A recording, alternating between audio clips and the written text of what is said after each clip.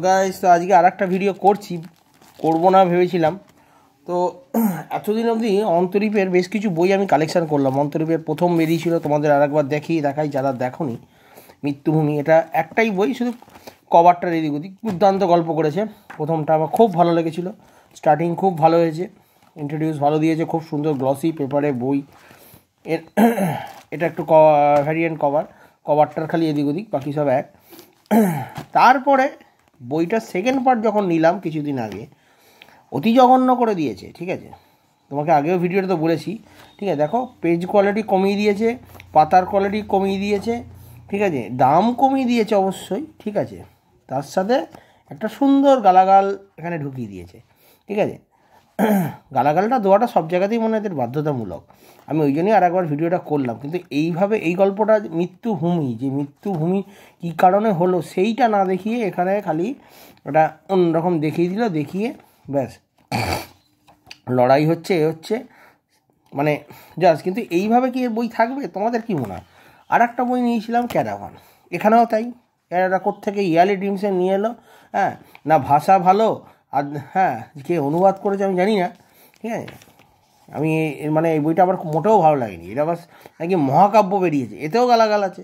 ঠিক আছে, আমার বলার বক্তব্য হচ্ছে, যারা এই কমিক্স পড়ে, কমিক্স তো বাচ্চারাও পড়ে, এই ওয়ার্ডগুলো না দিতেও পারেন, সবাই পড়তে পারে। ঠিক আছে, আমি চাই ছোটো করে একটা ভিডিও বানালাম, হয়তো কারোর খারাপ লাগতে পারে, আমি বলছি না খারাপ, যারা কিনবে তাদের ভালো। মৃত্যুভূমি প্রথমটা খুবই ভালো হয়েছে, আমি সবাইকেই দেখিয়েছিলাম, খুব ভালো করেছে, রেসপন্স পেয়েছে বইটাতে। কিন্তু সেকেন্ড পার্টটা মোটেও ভালো হয়নি। এই কিছুদিন আগে কেনা, এর আগে অলরেডি ভিডিও বানিয়ে ফেলেছি, তো আবার একবার বানালাম। কতদিন এই গল্পটা থাকবে, হেজিয়ে চলবে আমি জানি না। এখানে একটা প্রেমলীলাকে নিয়ে আসছে, ইনি নিজেকে বড় রাইটার মনে করেন, শ্রমিক দাশগুপ্ত। আমি বলবো আপনি কিছুই জানেন না রাইটার সম্বন্ধে। ঠিক আছে, ভাষা জ্ঞান যেখানে নেই, আপনার প্রত্যেকটা গল্প মধ্যে গালাগাল মন্দ আছে, ক্যারাভানেও তাই। ঠিক আছে, প্রত্যেকটার মধ্যেই তাই। আপনি নিজেকে কী করে সারে চুরি করে, এটা তো দ্য ডেড অ্যান্ড সাগা দিয়েছেন, এটা তো জম্বিকে নিয়ে হলিউডের বই অলরেডি হয়েই গেছে। ঠিক আছে, যারা অলরেডি পড়েছে ওই বইটা। ঠিক আছে, এত সুন্দর মেহনত করে আমি দুটো বই নিলাম, ইচ্ছে ছিল পরের পার্টটা আরও বেটার হবে, তো এরকম অবস্থা। এরপরে কী করবে আমি জানি না, গল্পটাকে কতদূর খেলিয়ে নিয়ে যাবে, অপেক্ষায় থাকলাম। তো ছোটো করে একটা ভিডিও করলাম, তোমাদের হয়তো অনেকে খারাপ লাগতে পারে, ভালো লাগতে পারে, কিছু করার নেই। ঠিক আছে, কিন্তু এরমভাবে থাকলে আমি আপনাদের অন্তর্কে বলছি, ভবিষ্যতে কমিক্স কিন্তু থাকবে না। ঠিক আছে, এরমভাবে কিন্তু কমিক্স হয় না। কমিক্স এমন ভাষা ইউজ করুন যাতে সবাই পড়তে পারে, সুন্দর লাগে। হ্যাঁ, জিনিসটা কাউকে দিয়েও বলে, সে এখানে পড়তে ভট করে মাঝখানে একটা এই 19 নম্বর পার্ট আমি দেখাচ্ছি কেন বললাম, আগেও বলেছিলাম। এই এখানে একটা সুন্দর ভাষা প্রয়োগ আছে। ঠিক আছে, দেখে নিন যারা দেখোনি।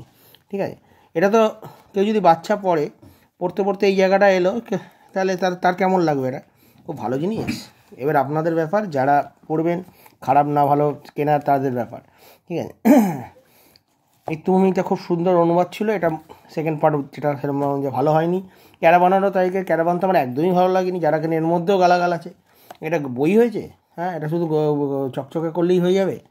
যাই হোক, ছোট্ট করে একটা ভিডিও করলাম, কেমন লাগলো জানিও। সকালবেলা উঠে